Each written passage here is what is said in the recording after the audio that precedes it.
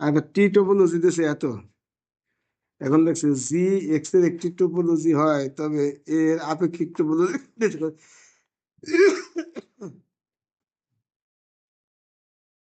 আপেক্ষিক টোপোলজি মানে x intersection জি আগে তোমাকে করাইছিলাম। ও না, যদি এক্স এর একটি টোপোলজি হয় ও টি যদি এক্স যদি বুঝছো যদি দশ তুই এই পাশে দিয়ে দিই, এটা যদি ভালো ওঠে না এত যদি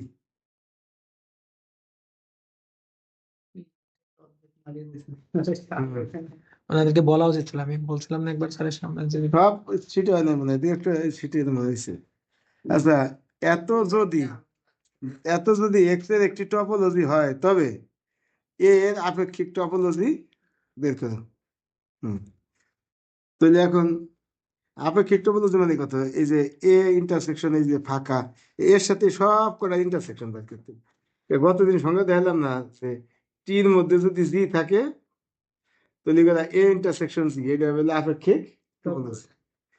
সংজ্ঞা তো পাইছি তোমার দিয়ে অঙ্ক করাই না, পড়ো না। হ্যাঁ, তাহলে না পড়ে তো কি হবে আপেক্ষিক।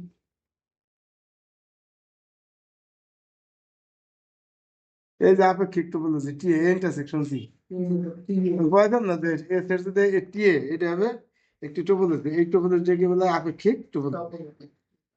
কি কথা বুঝছো?